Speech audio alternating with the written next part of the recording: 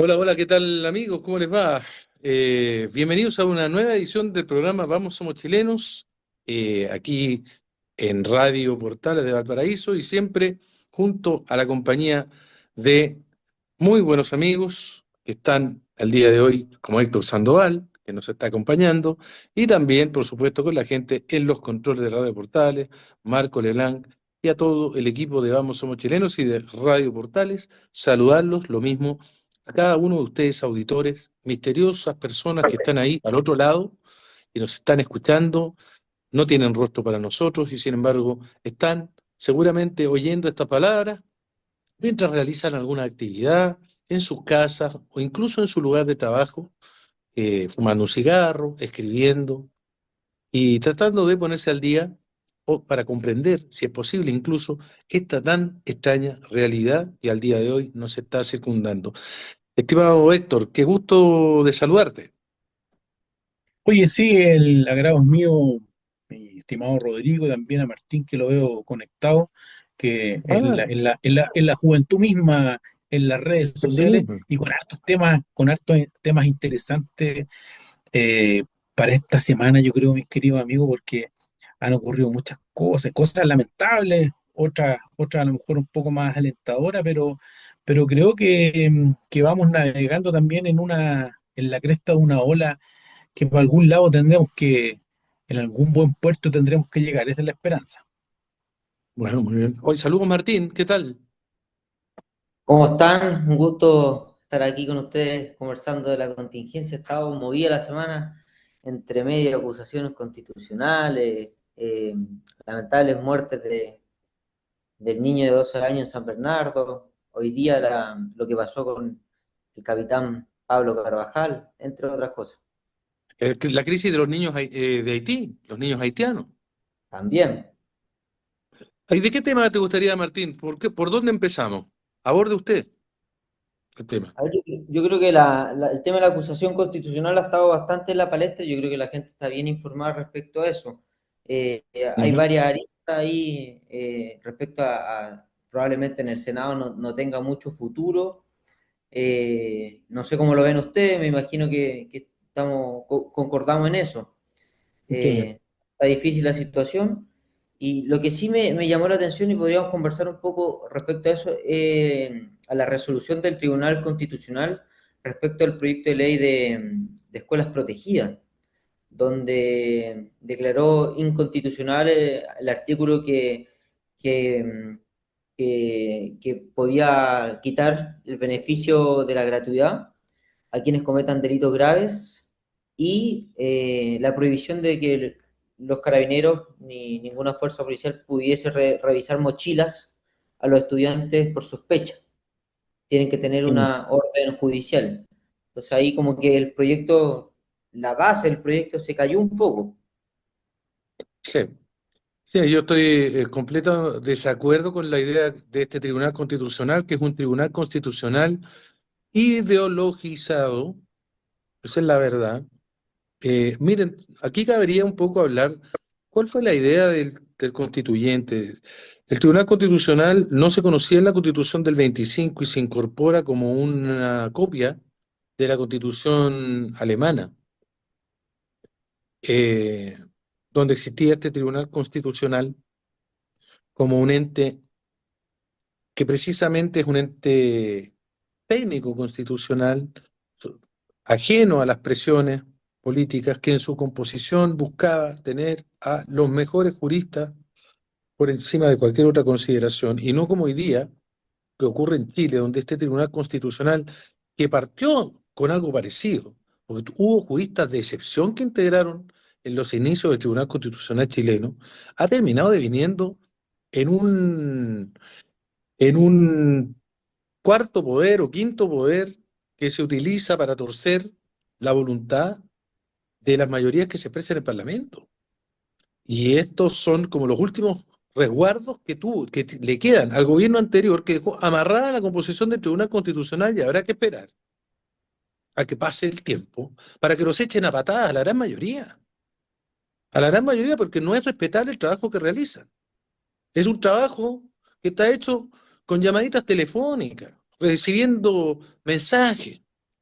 haciéndole la agenda a alguien. Eso está muy mal. Ahora, ¿esto es solamente patrimonio de este gobierno? La verdad es que no. Esta idea de que cuotear el Tribunal Constitucional para que cierta mirada se mantenga en el tiempo, cierta ideología sobreviva, aún a despecho de las mayorías que se expresan en el Parlamento o de las mayorías expresadas en quién va a ser el jefe del gobierno, aún a despecho de eso, está este otro poder que puede dejar sin efecto lo que en un minuto determinado es lo que desea y necesita el país y la ciudadanía. ¿Qué puede haber más natural, digo yo, que establecer un pacto social en Chile que se basa en que todo derecho es el resultado del cumplimiento de ciertas obligaciones y que si esas obligaciones no se cumplen, el derecho entonces debe ser puesto en duda? ¿Por qué razón entre todos los chilenos vamos a pagarle la educación a una persona que, gozando de la gratuidad, atenta contra el propio establecimiento o atenta contra terceras personas, mata a alguien, quema su plantel educacional? ¿Cómo le vamos a financiar gratuidad a esa persona? ¿Dónde está la inconstitucionalidad de plantear que la gratuidad tiene como contraprestación el deber genérico de abstenerse de realizar conductas no solo contra el plantel, sino contra terceros? ¿Cómo no entender eso, hombre? ¿Ah? Yo, de verdad te digo, yo debo estar muy perdido, pero eh, he disparado así porque en verdad hace mucho rato que hay que cuestionarse si vale la pena continuar con un tribunal constitucional en Chile. Porque en Chile importamos esa institución, venía de los alemanes, pero no somos los alemanes, pues.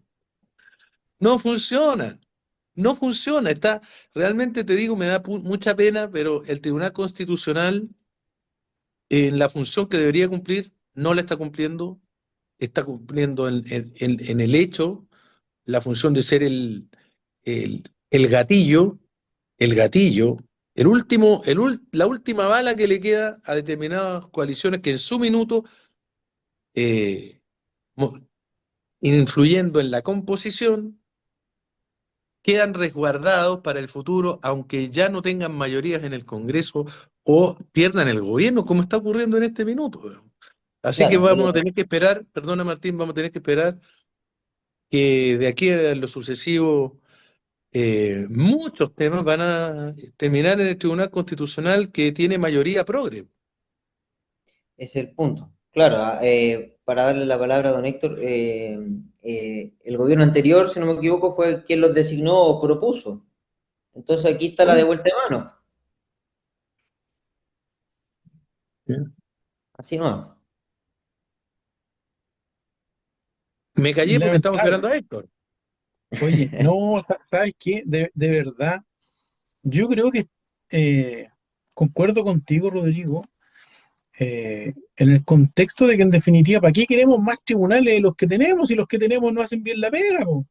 Si además tenemos que estar investigando a algunos próceres por hechos que la verdad que son lamentables con temas de corrupción.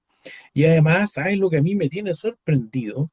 Es que un ex parlamentario, a propósito de los niños haitianos, por ejemplo, yo creo que con el temor que origina la Contraloría General de la República, para mí que este señor lo vio y pensó que era un tribunal de la República y dio cuenta de estos hechos de los niños haitianos a la Contraloría General de la República y no a un tribunal. Entonces, hoy día yo creo que la ciudadanía tiene confundida cuáles son los roles y las precisiones de estos organismos más encima. Entonces, efectivamente es algo que está ideologizado y que en realidad es una pérdida de tiempo.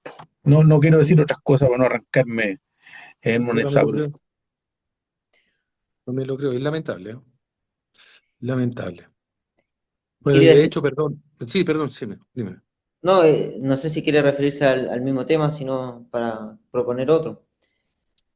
No, avancemos en el tema. Lo que pasa es que lo que ocurre, lo que quería agregar solamente que lo mismo que pasa con el Tribunal Constitucional está pasando en la justicia ordinaria también. No perdamos eso de vista. Claro. Que- pero eso ya da para analizarlo en otro minuto, pero ¿tenemos una justicia ideologizada? Sí, la tenemos. Justicia ideológica, no puede ser. Yo te lo digo de verdad. Esto de que la justicia tiene que fallar con enfoque de género es una brutalidad.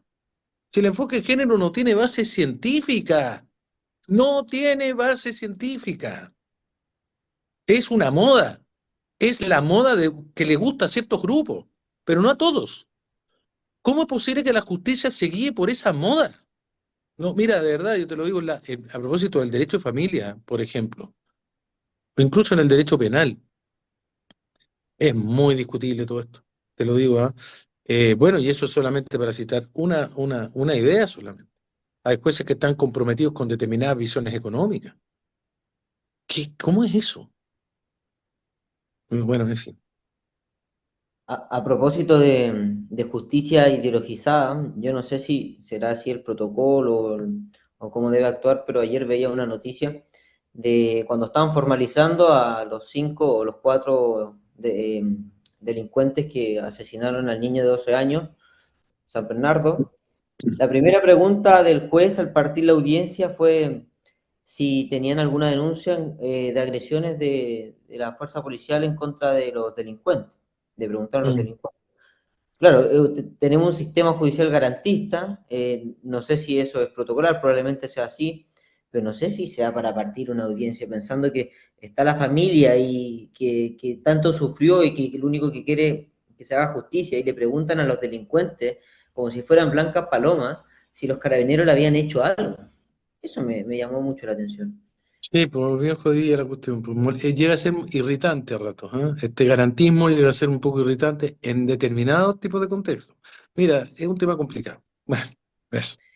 ¿Y qué le iba a decir yo respecto a, hoy día supimos una noticia del ex capitán Pablo Carvajal, eh, que hoy día se fue a entregar a la justicia voluntariamente, era el último día que le quedaba para entregarse, por una condena durante el estallido social, delictual, como lo quieran llamar, un carabinero que fue perseguido y sigue perseguido ideológicamente y políticamente por la fiscal Chong. Hoy día fue acompañado por distintos parlamentarios de Partido Republicano, Nacional Libertario, había un par RN también, que lo acompañaron al centro judicial a entregarse. Y se suma a la lista Claudio Crespo, Cabo Zamora, Patricio Maturana, el soldado, se me fue el apellido, pero estos oficiales de carabineros que han sido perseguidos desde esa fecha por cumplir su labor. No sé cómo lo ve usted, don Rodrigo, o don Héctor, que fue funcionario. Oye, Héctor, por favor.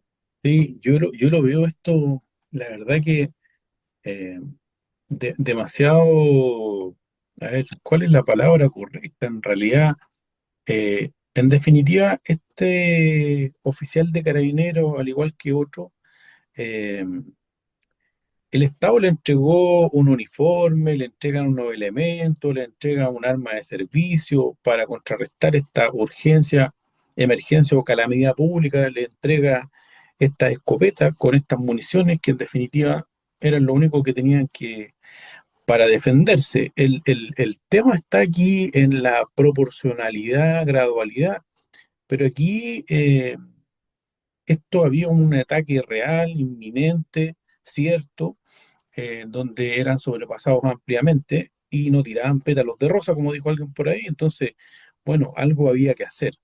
La verdad es que yo creo que aquí también hay una instrumentalización y hay un sesgo en la investigación de determinada fiscal que se ha comprobado con el tiempo. ¿Ah? Hay hechos reales y ciertos, lo denunció Claudio Crespo, lo ha denunciado el otro capitán Maturana. Lo que vivió con el mismo hoy día diputado Zamora. Eh, la verdad es que se destruye la familia de esta gente que juró dar la vida por sus semejantes, eh, y así le estamos pagando. La verdad que me emociona un poco esta cuestión y me conmociona también lo que estamos viviendo. Mm. Claro, opino, digamos, que la hipótesis del carabinero Carvajal Díaz, Pablo Carvajal, es una hipótesis muy similar a la del carabinero Crespo y a la del carabinero Maturana. El carabinero Crespo quedó libre, ha sido declarado inocente. Y está a la espera, no sé si de conocer otro fallo. Le han hecho muchas causas, pero hasta ahora ha sido declarado inocente. o su autor estuvo justificado y por qué acá se le condena. Esa es una cuestión que habrá que tratar de entender, porque donde está la misma razón, está la misma disposición. Y estas son circunstancias muy similares, muy similares a las ocurridas en otros casos, y en los casos en los cuales Carabinero fue absuelto de responsabilidad. Y aquí se le condena 7 años de cárcel. ¿Es una pésima señal? Sí, es una mala señal. Para el país completo, para el país completo. Un balde de agua fría, una, un ingrediente más para la marginación de la institución de Carabineros de lo que es la persecución de las incivilidades y del crimen, porque no le pidamos a los carabineros que empiecen a hacer distinciones. El mensaje es claro. Si ellos, en una hipótesis, arriesgan su vida, hacen uso de las armas que el propio Estado les da, y son ellos los que terminan condenados, cuando su trabajo consiste en intentar garantizar la seguridad, bueno, la van a pensar ya no 3, 4, 5, sino 10 o 20 veces. Entonces, aquí me llama la atención también, debo decir, que Carabineros, donde va en este tipo de juicios, es acompañado por ciertas formaciones políticas. No digo que esté mal que las formaciones políticas acompañen a Carabineros, pero es como si finalmente la institución de Carabineros solo tuviera gente capaz de comprender la dimensión de lo hecho en un sector político y no en otros sectores de la política. O sea, es como para reflexionar, entonces Carabinero, ¿qué es en relación al Partido Socialista o al Partido Comunista? ¿Un enemigo de ellos? No, Así yo creo pareciera que ser, pues. Así perdona, pareciera ser. eso es muy grave, ¿eh? Eso es muy peligroso. O sea que Carabinero hoy día tiene que buscar refugio en ciertas colectividades políticas a las que acusan de ultraderecha. O sea, Carabinero finalmente es una institución de la ultraderecha. Esa sería la conclusión. ¿Ah? Porque a todos los republicanos, los nacional libertarios, que son los que finalmente acompañan a los recintos penitenciarios, a los carabineros, o a estos juicios, sobre todo los que tienen connotación pública, son ellos los que terminan al lado, y que son los grupos de la ultraderecha, como dicen. Por lo tanto, eh, es sintomático, ¿ah? Es sintomático. Lo que quiero relevar también es que estamos en un momento en que se está tiñendo una institución que no tiene sector político, pues. No No, tiene. es una institución permanente del Estado, así que no, Ese es el tema. sí, sí, sí, sí, sí, sí. Hoy aprovechemos de saludar a Leonardo Contreras que se conectó ahí, concejal de el municipio de Valparaíso, que pareciera ser, mi estimado Leo, que también es un municipio de cuidados, así como van las cosas, o no, por favor, Leo. Oye, Bienvenido. perdón por el atraso, estaba en una convocatoria aquí en Rodelillo a propósito de los últimos hechos de violencia que ha experimentado ese sector eh, emblemático de Valparaíso. Y, y creo, mira, yo tengo una opinión, yo soy abogado litigante en materia penal. eh, y, y en temas administrativos. Y después del estallido social yo creo que hay un abandono del Estado a los funcionarios que efectivamente, como decía Héctor, cumplieron su deber. No solo en aristas penales, ¿cierto? Como bien hemos visto a Zamora, Crespo, Carvajal, sino que también administrativas. Yo he tomado mucho la causa de estos funcionarios que en algún momento salieron a hacer control de orden público, no siendo parte de los equipos formales de COP, ¿cierto? Que antes se llamaba Fuerzas Especiales, frente a los hechos de violencia del año 19-20, donde resultaron heridos, donde tenemos funcionarios que quedaron tetraplégicos, que fueron desfigurados en sus rostros, que terminaron con alguna discapacidad, y la respuesta de la institución en este tiempo ha sido darlos de baja. Entonces, hay un problema, ¿por qué? Porque la institucionalidad tampoco le está dando cobertura a estos funcionarios a los cuales nosotros le hemos encomendado un deber. no solo legal, sino que también constitucional, de resguardo del orden público, de la seguridad, que hoy día, claro, es sumamente valioso. Pero cuando se requiere resguardar la institucionalidad, o cuando queremos, ¿cierto?, la ayuda de alguien, siempre es la institución de Carabineros la que está ahí. Y creo que esta politización es natural, más allá de que se diga que Carabineros puede ser identificado como una institución cercana a la ultraderecha, pero creo que es una cuestión transversal. Y obviamente hay opiniones, lo que decía Diego Chalper es muy cierto. Muchas veces los políticos piensan en el algoritmo de las redes sociales para tomar una decisión o tomar una posición. Y ahí creo que cometemos mucho el error de que, claro, el de derecha habla del orden, habla de la institucionalidad, habla y defiende a Carabineros, mientras que desde el centro, desde la centro izquierda a la extrema izquierda, eh, vemos que hay una postura distinta. Entonces, obviamente que las redes sociales juegan un rol muy importante hoy día en la política, ¿cierto? Marcan la temperatura y creo que ahí es donde tenemos que ir corrigiendo, de defender principios y valores que vayan más allá de los algoritmos. Oye, así es, po, así es. Yo quería ver también con usted, fíjate, eh, bueno, siempre es contingente el tema de la delincuencia, pero a propósito del minuto que estamos viviendo, mis queridos contertulios, ¿qué opinión le merece a usted los militares a la calle, que hoy día está en boga, que hoy día hay alcaldes que lo demandan, hay autoridades que concuerdan, hay parlamentarios que no están a favor de eso, sí están a favor? Hoy día el presidente como que dio un portazo que aún no, que todavía se podía controlar esto. No sé qué opinión les merece a usted, estimado. Bueno, si tú quieres que alguien actúe, tienes que darle no solamente la orden de actuar, también tienes que darle garantías para que pueda actuar de una manera eficiente. Tienes que fijarle reglas. Y se viene tramitando en el Congreso esto que llaman las RUFA y no termina de cuajar. Y ahí ha habido un grave problema entre las distintas fuerzas políticas que con una gran liviandad, ¿cómo te diría? Con mucha, con superficialidad incluso, toman este tema y lo postergan, y lo postergan. Y bueno, para abreviar, las Fuerzas Armadas yo creo que en un minuto determinado, en situaciones de real emergencia, que muchos barrios del país la están viviendo, Valparaíso, hay zonas que deberían decretarse estados de emergencia en la ciudad, porque prácticamente son tierra de nadie, esto lo saben los vecinos.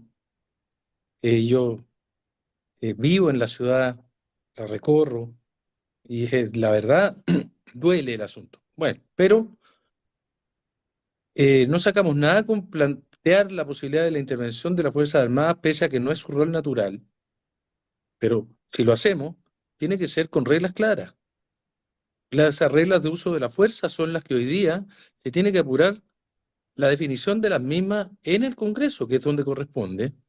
Y, por supuesto, yo en lo particular creo que esto debe manejarse con un sentido práctico de las cosas, no por cuestiones de definición. Hoy día tenemos un problema grave de falta de personal de carabineros. Hay lamentablemente una realidad que no podemos mirar para el lado. El gobierno está haciendo un enorme esfuerzo por intentar generar incentivos para que se llenen esas plazas, para que entre más gente, para aumentar los recursos, para mejorar las remuneraciones. Todo perfecto, pero va a pasar un tiempo hasta que esto se regularice, hasta que aumente efectivamente la dotación. Pero en el interín tenemos un déficit que es muy grande de carabineros en todo el país. Entonces, hoy mismo yo escuchaba a un ex carabinero que me comentaba, claro, esta idea de que vamos a redestinar carabineros de un lado a otro, estamos vistiendo un santo y desvistiendo otro, me decía. Bueno, por lo mismo, ahí es donde las Fuerzas Armadas pueden cumplir algún nivel en el sentido de compensar esa falta de contingente y también labores de tipo preventiva. Bueno, la presencia de carabineros, de las Fuerzas Armadas no es poco disuasiva, me parece a mí, pero lo importante es que las reglas estén claras. Eso. Martín, En los pocos minutos que quedan, Claro, estos días después de lo ocurrido en San Bernardo, está el debate de si las Fuerzas Armadas pueden salir a las calles. Lo que llama la atención es el sector que lo está proponiendo, que es la izquierda básicamente, alcaldes de esas comunas que no solo vienen de ahora proponiendo eso, sino que durante el gobierno anterior también lo hicieron. Obviamente el gobierno de Gabriel Boric hizo caso omiso porque no les parece mucho que los militares estén en las calles. Y ahora vemos al gobierno del presidente Kast dándole, siento yo, un portazo a este tema, como cero posibilidad. Creo yo que quizás no debiese ser tan así, se debiese evaluar un poco, si bien no es el rol de las Fuerzas Armadas, no tienen la herramienta ni la preparación, por así decirlo, pero podríamos evaluar como hay países en Francia donde en puntos críticos, infraestructura crítica, están las Fuerzas Armadas resguardando. ¿Por qué no podemos preparar un grupo de las Fuerzas Armadas para resguardar CESFAM, ciertos lugares estratégicos para poder darle un poco más de sensación de seguridad a los vecinos del país? Se nos fue el tiempo, don Héctor. Oye, sí, sí, nos vamos a una pausa comercial y estamos de regreso, Rodrigo, Leonardo y Martín. Salimos y volvemos a Vale. entrar aquí al Vamos Somos Chilenos. Y ya estamos de vuelta aquí en Vamos Somos Chilenos para la segunda parte del programa del día de hoy, con la grata compañía de Martín Álvarez, Héctor Sandoval, Leonardo Contreras, que nos acompaña el día de hoy, y por supuesto les habla Rodrigo Díaz Lluvero, y en los controles siempre Marco Lelán, y la gente y el equipo de Radio Portales de Valparaíso. ¿Mm? Así que bueno, vamos a la segunda parte. Martín, otra vez, te encargo la responsabilidad de colocar acá alguna materia para esta conversación. Yo creo que un tema relevante que también ocurrió esta semana, el ingreso al proyecto de ley de la reforma al sistema SAE, que viene a eliminar, por así decirlo, o a reformular la tómbola que tan mal le ha hecho a la educación desde la reforma del segundo gobierno de Michelle Bachelet. Viene, viene a poder darle la posibilidad a los colegios de que puedan seleccionar a sus estudiantes, y darle la libertad a las familias de elegir el modelo educativo que quieran darle a sus hijos. No sé, esto es una gran señal, creo yo, sin duda, podríamos decir, de la denominada batalla cultural. Así es. Por favor, están todos muy silentes. Esta vez les dejo la palabra para que puedan opinar un poquito los demás también. No sé si Leonardo o Héctor quieren hablar sobre este tema. Oye, es que es mi primera vez, estoy tímido. Oye, entonces, mire, yo soy un padre que participa en el proceso educativo de sus 4 hijos, ¿ya? He sido apoderado, he sido de los que va a cocinar a las kermeses, a las actividades, a freír sopaipilla, etcétera.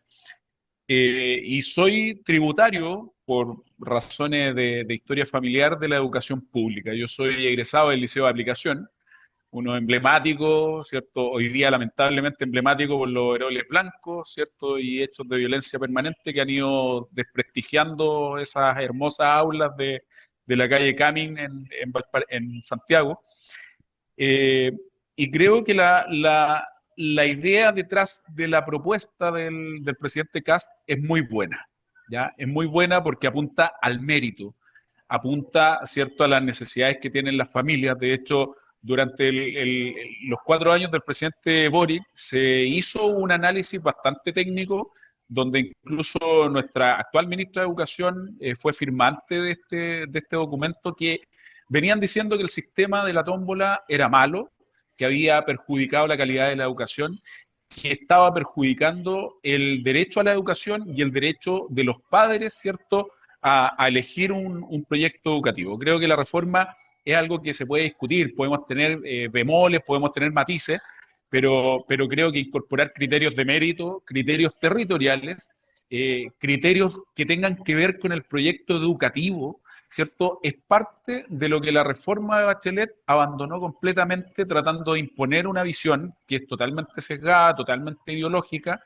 que sigue modelos que desde la perspectiva histórica e idiosincrática de nuestro país no podían acomodarse. Entonces nosotros también tenemos que responder a una historia. Si Chile no se fundó el año 2014, ¿cierto? Como pensó Bachelet con sus grandes reformas, tampoco se fundó el 2018, 2019, ¿cierto? Como pretende el Frente Amplio, sino que tenemos que recoger parte de lo que hemos vivido y hemos caminado. Creo que es importante mantener los criterios, y mira lo que voy a decir, porque lamentablemente la izquierda siempre se adueña del concepto de la discriminación. La variedad, ¿cierto? La diversidad es parte de la ideología de los que creemos en la libertad, en elegir un proyecto de vida y dentro de ese proyecto de vida poder elegir un proyecto educativo que sea acorde con mis principios, con mis valores, con mis necesidades, con lo que yo espero también como familia. Este proyecto involucra además, y con esto termino, una faceta muy importante que antes no se consideraba, que no se nombraba, que no se tenía en consideración, que es precisamente la familia, el acercamiento del proyecto educativo, del establecimiento con la familia para poder hacer selección o para poder aceptar este proyecto. Creo que es esencial. La familia tiene que volver a estar en el centro, ¿cierto?, de las políticas públicas, sobre todo de las políticas públicas de educación. Es natural, es obvio, y qué bueno que el presidente lo haya entendido así, y espero que la discusión parlamentaria en un contexto democrático, en un concepto de no pasar máquina, se vaya enriqueciendo y que toda esa riqueza que esperamos nosotros los padres, a mí me quedan 3 hijos en el colegio todavía, ya tengo una que egresó, podamos, ¿cierto?, tomar decisiones y podamos tener algún tipo de voz y voto, ¿cierto?, en esta discusión. Creo que las organizaciones de padres y apoderados, particularmente los que fueron de particulares subvencionados en su momento, tienen mucho que decir porque fueron olvidados, fueron echados al olvido durante estos 12 años, ¿cierto?, desde la reforma, y creo que hoy día es momento de volver a escucharlos. Héctor, por favor. Oye, sí, mira, yo creo que las cosas tienen que hacerse de manera gradual. Mira, yo lo que tengo memoria y que ha funcionado más o menos bien, ha sido la implementación de la reforma procesal penal. ¿A dónde quiero ir con esto? En que los procesos de los cambios públicos, las adecuaciones, ya a mi juicio, tienen que ser graduales, casi con regiones de prueba, eh, para ir viendo cómo se generan estas cosas, porque claro, uno está en un establecimiento, quiere acercarse al establecimiento, pero resulta que tenía un hijo que te lo segregaron, y lo escuchaba, algo que había pasado en Rancagua, que habían unos mellizos que lo habían dejado en establecimientos educacionales distintos. Entonces, ¿cómo vale aquí la cercanía para el tema del desplazamiento, la seguridad de los menores? ¿Cómo va también la calidad de los establecimientos para decir, efectivamente, yo creo que mi hijo estudie en el liceo A o B porque hay buenos antecedentes de ello? Ahí va la idea del presidente Piñera con el potenciamiento de los liceos bicentenarios, que hoy día pareciera ser que no están en un buen pie. Pero yo creo que estas políticas públicas que son de tal envergadura, mis queridos amigos, tienen que ser graduales. Y los fiascos están a la vista, o sea, es como ver esto de los gobernadores regionales, y en definitiva el gobernador regional aquí cuando se instaló, sea blanco, amarillo, o de izquierda o de derecha, el señor llegó a instalarse ahí con una caja de tomate y un computador, y esa era la gobernación. O sea, digo, ¿por qué no partieron gradualmente para ir probando? Porque en definitiva esto obedece a una planificación estratégica que tiene bemoles, que puede ser ajustable, que se puede cambiar, que se puede modificar. Eso, mi querido amigo. Oye, Muy entre bien. paréntesis, parece que aprendimos poco del Transantiago, ¿te acordáis? Sí, sí. Así es, pues. Ahí está, pues. Una cosa que yo quería agregar acá, bueno, para los que nos están escuchando, la educación fue concebida como derecho social por no Alfred Marshall, sino Thomas Marshall, ¿ah? Un sociólogo inglés que hablaba de que para corregir las desigualdades que provienen precisamente no del mérito, sino desigualdades que provienen de la cuna, existían los derechos sociales, entre ellos la posibilidad de o más bien con la posibilidad de borrar hasta donde fuese posible todas aquellas diferencias que no provienen del mérito personal, y de esa manera igualar la cancha en el inicio, para que luego se expresen para que luego se expresen con toda su fuerza las diferencias que surgen del trabajo individual de cada uno, que es lo que algunas personas han olvidado a propósito de los derechos sociales. Creen que se trata de igualar la cancha al infinito, cuando no es más que una igualación al inicio. La idea de evitar la selección suena justa en el... Es decir, estamos hablando de niños que ingresan al primer año básico, por decirlo así. Y a lo mejor la idea es que prime más un criterio equitativo que la mera selección a dedo, que lo que haría en esas instancias sería reducir la cuna. Sin embargo, aquí la prohibición de la selección es casi total. Y fue un despropósito que evidentemente complotó no solo contra el proyecto educativo de la escuela, tal como se mencionó acá, complota contra el proyecto educativo que los mismos padres quieren darle a los hijos, por algo lo matriculan en un determinado plantel, sino también como se ha dicho acá, contra la calidad de la educación. Porque si en la educación no es posible hacer selección, no hay calidad posible. Son dos cosas que se vuelven incompatibles. Y de hecho, estaba recordando, y lo mencionamos en algún programa anterior, la experiencia extraordinaria de esta gran educadora inglesa que es Catherine Birbalsingh, que ha creado un proyecto llamado Micaela Community School en las zonas pobres de Londres, en Brent, y ella, ¿cuál es su receta? Digamos, una receta que está funcionando muy bien. Volver a lo que se hacía antiguamente, entre otras cosas, alumno que no sabe las materias debe reprobar. Volvió el rigor. Entonces, yo celebro esta reforma. Sé que muchas personas que están escuchando esto lo han pensado y también profesores. Mira, yo quiero hablar un poco más allá del SAE, ¿eh? Hay problemas graves en la educación cuando tú tienes profesores que no pueden decir libremente lo que piensan sobre ciertos fenómenos, profesores que viven amordazados dentro de la escuela. Y está lleno de esos casos, que no quieren, no están dispuestos a llevar aquella convicción que tienen en el ámbito educativo, tienen que dejarla afuera, esconderla, para que no, bajo miedo, bajo el temor de que lo van a expulsar o cosas por el estilo. O sea, ya cuando tú estás enfrentado a ese tipo de realidades, evidentemente entonces este problema recién comienza. Es un gran paso el tema de la selección, pero hay muchos otros pasos que van a quedar en el ámbito de la educación en Chile. Sí. Oye, a propósito de eso, me gustaría preguntarle a Leo también cuál es la visión que hay a lo mejor en el mismo municipio, eh, cómo ha funcionado, si es que tienen algún reporte, cómo ha incidido este traspaso de los establecimientos públicos al SLEP. Eh, Me imagino yo que a lo mejor las quejas deben ser muchas, pero en lo real, ¿qué ha significado esto para el municipio, Leo? No sé si nos puedes contar un poquito de eso, ¿no? Sí, mira, Héctor, Valparaíso hacer un análisis de la educación es bien complejo porque antes estaban los colegios, 37 colegios a cargo de la Corporación Municipal de Valparaíso para el Desarrollo, la Cormuval, ya que hoy día, ¿cierto? Después de algunos acuerdos, algunos perdonazos por parte de instituciones públicas de algunas deudas, ¿cierto? Tiene una deuda de arrastre de 178 mil millones de pesos. Que es brutal, o sea, es brutal. No tiene parangón, no hay ninguna otra corporación municipal ni ninguna municipalidad en Chile que tenga una deuda como la Cormugal.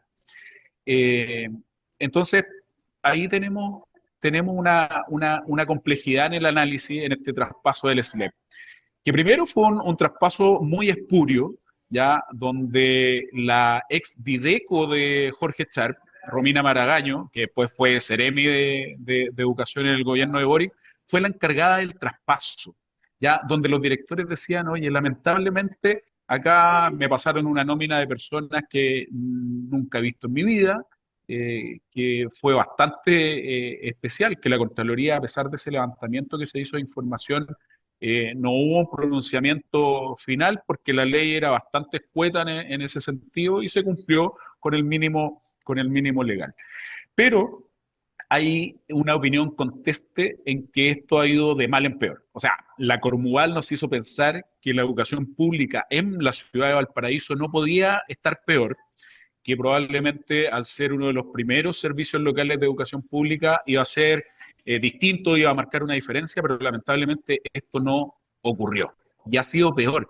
Y ha sido peor, y voy a ser muy en general, y es una opinión personal, porque se creó una burocracia adicional. O sea, el SLEP hoy día con el mismo presupuesto trata de atender las necesidades que atendía una corporación municipal que a lo menos podía recibir una subvención del municipio o algún perdonazo o podía jugar con los números para poder cumplir los objetivos o incluso recibir recursos extraordinarios desde el ministerio para poder hacer frente a la crisis de infraestructura que tienen los colegios de Valparaíso. O sea, tenemos 16 años la escuela Barros Luco abandonada, ¿cierto? Un edificio patrimonial que ha ido dando bote en bote y tenemos poca inversión. Entonces, se aumentó la burocracia, por lo tanto, ese costo, porque es muy chistoso, porque muchas veces se dice, no, que un colegio particular, los padres y apoderados pagan, ¿cierto?, 400.000 pesos, ya por decir un número, el Pumahue, que es el más caro de Valparaíso en Curauma. Y la subvención municipal, la subvención que recibe el SLEP por colegio, por niño, son 140.000 pesos, la normal. Después se puede agregar la subvención CEP y otras subvenciones, ¿cierto?, por PIE y otros recursos. Pero nadie cuenta lo que se gasta en el director ejecutivo del SLEP, en el periodista del SLEP, en el Ceremi de Educación, en el periodista, en el community manager, en el chofer, en la secretaria del Ceremi de Educación. Entonces, toda esa burocracia, cuando nosotros pedimos o revisamos los presupuestos de la nación año a año, nos da cuenta de que para el SLEP de Valparaíso el gasto desagregado por niño matriculado en los colegios dependientes de este, incluido Valparaíso y Juan Fernández, es de casi 800.000 pesos por niño. O sea, me sale más barato educar a un niño en el Pumahue, en la escuela italiana, que educarlo en el Liceo Bicentenario, ¿cierto? En el ex Liceo 3 o en la Juan de Saavedra. Entonces, ese es el problema, el pensar que íbamos a disminuir costos, que íbamos a tener una mejor administración más focalizada, y resulta que en estos 4 o 5 años desde el traspaso ni siquiera hemos logrado tener un director ejecutivo en el SLEP de Valparaíso de manera titular y permanente, sin sumarios por acoso, sin denuncias por ley Karim, ¿cierto? Y hoy día recién estamos volviendo a la normalidad de tener un encargado en este ley. Entonces, la experiencia, Héctor, en conclusión, pensábamos que no podía ser peor, pero el SLEP demostró que sí podía ser peor. Sí, agregar, ya que estamos tocando el tema, que aquí hay que hacer una reflexión para el futuro. ¿Qué hacemos con un ente que es insolvente? ¿Y qué hacemos con la deuda?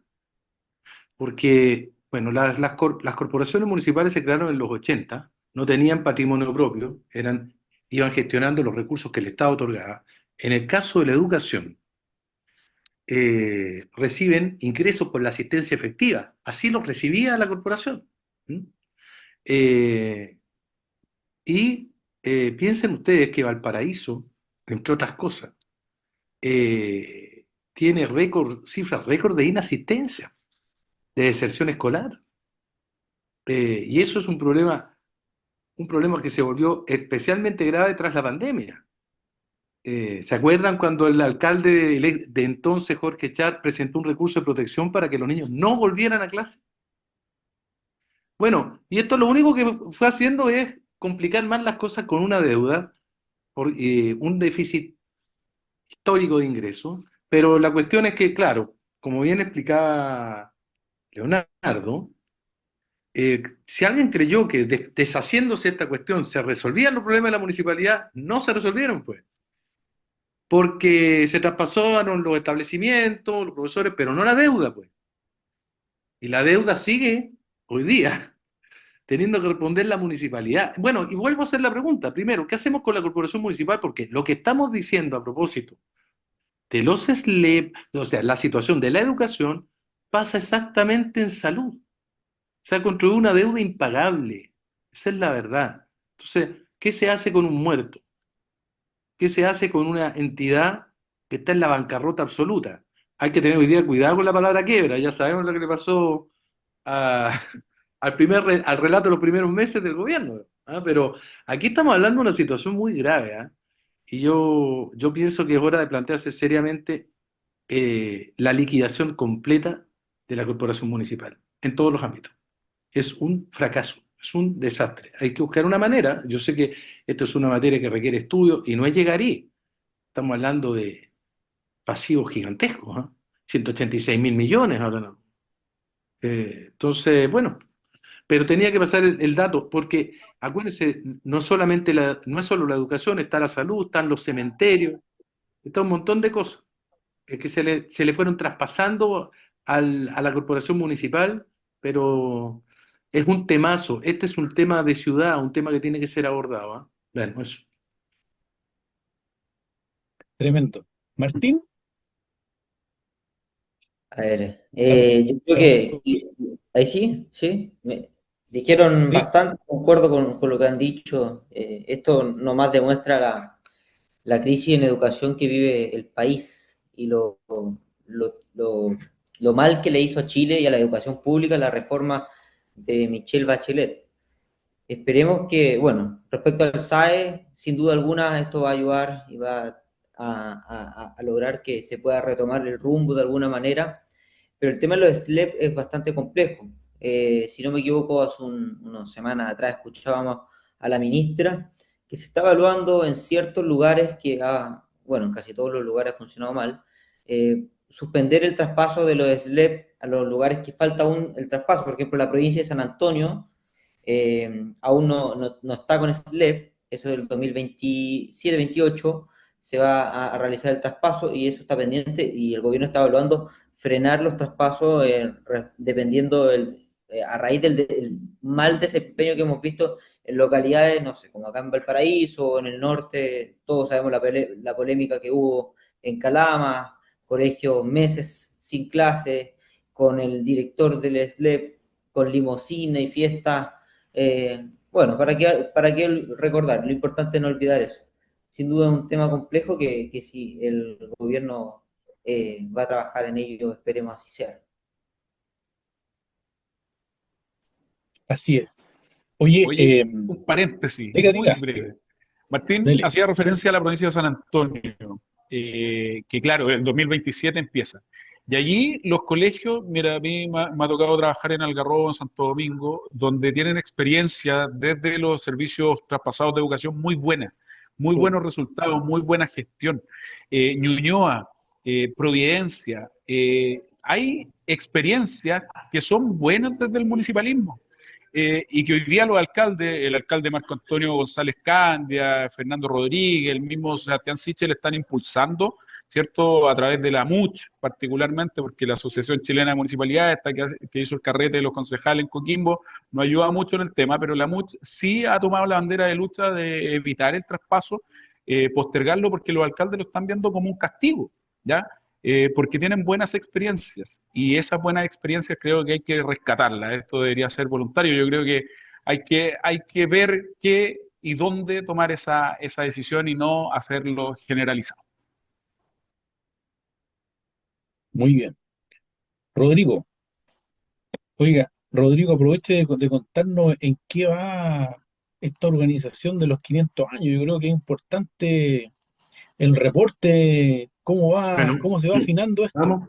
Va bien, es una actividad que está pensada, quiero decírselo a quienes nos escuchan, para precisamente proyectar una mirada propositiva, creativa, virtuosa, eh, de aquí a los próximos 10 años, y por supuesto 10 años y más, pero pensando en una efeméride como es la llegada de Juan de Saavedra a la bahía que se llamaba entonces Aliamapu, y es una manera, por lo tanto, un antídoto para salir del desencanto, salir solamente de la crítica, eh, y es una invitación a distintos actores con los cuales nos hemos ido reuniendo. En el día de hoy, aprovecho de contar, tuve una reunión con el obispo de Valparaíso, que fue para mí en lo personal muy grato.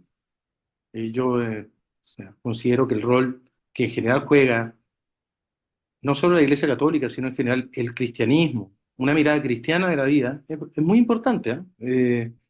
En algún minuto podré explayarme en el porqué, pero bueno, hubo una excelente recepción con un obispado que se anima a acompañar esta idea, a caminar con nosotros, tanto desde el punto de vista de lo que es la reedición de publicaciones. Ahí un gran historiador de la iglesia que hubo aquí en Valparaíso, que era don David Toledo, ya fallecido, que dejó obras y algunas inconclusas, y con el apoyo del Instituto de Historia podemos pensar en la reedición de la misma forma que acciones concretas, ciclos de conversación entre todas las iglesias que han acompañado la historia de Valparaíso, la iglesia presbiteriana, la iglesia metodista pentecostal, la iglesia católica, la iglesia luterana, los calvinistas, es decir, hay una extensa historia y legado de las confesiones religiosas en nuestra ciudad. Dicho de paso, estuvimos hablando de la posibilidad de hacer un ciclo para tal vez el próximo año, un ciclo cuyo título sugerente podría ser La resurrección de Dios, ¿ah? Así como en el siglo anterior se decretó la muerte de Dios.